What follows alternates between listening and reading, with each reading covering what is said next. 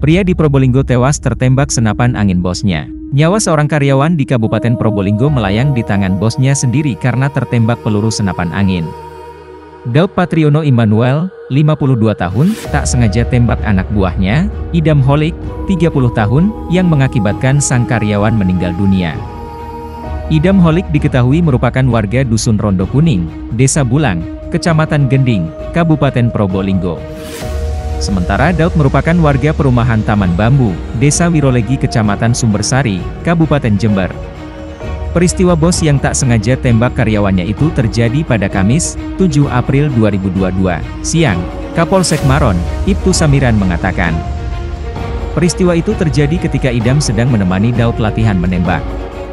Kala itu, Daud sedang berlatih menembak di ladang persawahan di Dusun Sukun, Desa Gerongan, Kecamatan Maron, Kabupaten Probolinggo.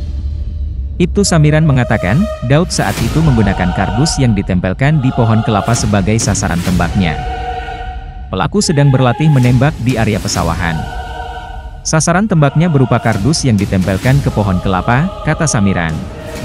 Setelah beberapa kali Daud menembak, sasaran kardus mendadak jatuh akibat hentakan peluru. Idam yang kala itu menemani bosnya pun lantas meletakkan sasaran kardus ke posisi semula, belum sempat Idam menjauh. Daud langsung membidik ke sasaran kardus dan menarik tuas senapan angin yang digenggamnya. Nahas, peluru senapan angin itu meleset dan malah mengenai dada kanan Idam yang membuatnya langsung terkapar. Daud lantas langsung membawa Idam ke Puskesmas Condong sambil menghubungi Polsek Maron, namun nyawa korban tak tertolong. Daud pun kini sudah ditetapkan sebagai tersangka dan langsung diamankan ke Mapolres Probolinggo. Daud dijerat pasal 359 KUHP. Ia dianggap lalai hingga membuat orang meninggal dunia. Polisi pun turut menyita senapan angin, kardus sasaran latihan tembak, peluru senapan, kaos dan celana sebagai barang bukti. Korban bekerja ke bos ini sudah 1 tahun. Ida merupakan salah satu karyawan yang disenangi oleh Daud. Karena Ida merupakan karyawan yang rajin dan nurut sama juragannya, jadi dia sering diajak berburu hewan sama bosnya, jelas Nur Fadilah, saat dikonfirmasi wartawan di kamar jenazah RSUD Waluyo Kraksaan. Pihak keluarga dan Polsek Maron sempat menunggu tim forensik dari Polda Jatim. Karena RSUD Waluyo Jati Kraksaan tidak mempunyai pemeriksaan autopsi bagian dalam dan hanya mempunyai tim visum luar. Humas RSUD Waluyo Jati Kraksaan Sugianto membenarkan kalau rumah sakit belum tersedia dokter forensik untuk pemeriksaan autopsi dalam. Sehingga jika pihak keluarga tetap meminta untuk dilakukan autopsi maka pihaknya akan meminta kepada Polres Probolinggo. Di RSUD Waluyo Jati Kraksaan, tidak mempunyai dokter forensik. Untuk tempat, kami siap fasilitasi proses autopsi petugas dari Lapfor Polda Jatim, kata Sugianto. Diketahui dari sumber lain, jarak tembak saat membidik target sekitar 60 meter. Artinya power yang dipakai pada senapan ini cukup keras. Untuk minis yang dipakai menggunakan kaliber 4,5 mm tetapi belum diketahui jenis peluru menggunakan berat berapa grain.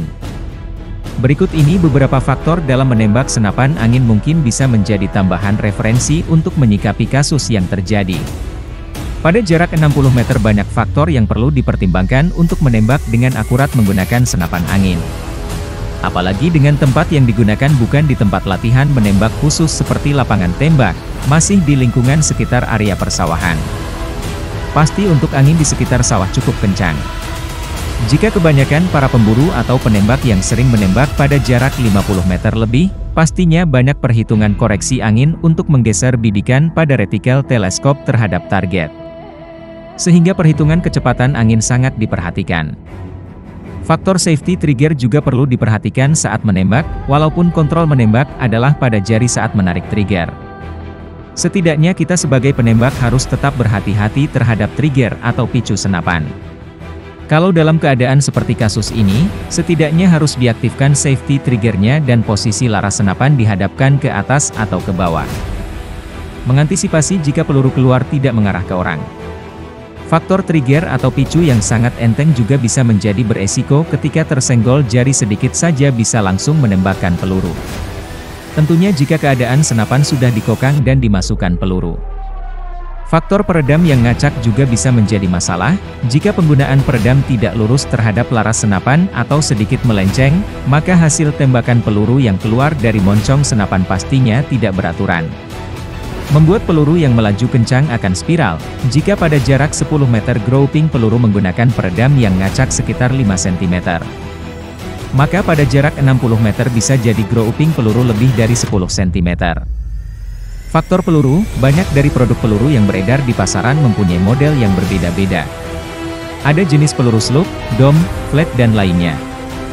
Beberapa jenis peluru ini ada yang tidak cocok dengan karakter laras senapan yang dipakai, akhirnya hasil tembakan akan spiral dan tidak jitu pada jarak di atas 50 meter. Faktor kecepatan peluru, untuk senapan angin yang digunakan pelaku merupakan jenis senapan PCP Bocap Predator 500 cc. Artinya senapan angin ini bisa mengeluarkan power angin yang cukup besar.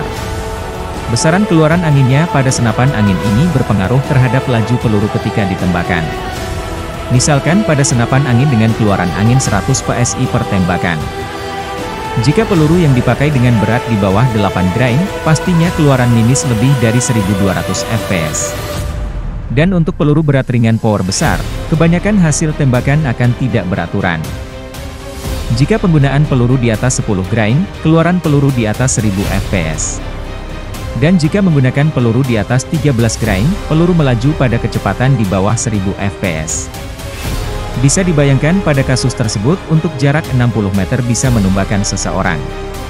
Pastinya power senapannya cukup besar bukan? Mungkin masih banyak faktor lain yang ada dalam kasus ini seperti kelalaian, takdir dan apes. Semoga informasi mengenai kasus tertembaknya karyawan oleh bosnya dengan menggunakan senapan angin ini bermanfaat untuk Anda semua penonton channel Sniper Ngapak. Jangan lupa klik tombol lonceng pemberitahuannya agar Anda mendapatkan informasi menarik dan terupdate lainnya mengenai hobi menembak dan berburu dari channel Sniper Ngapak. Salam satu laras.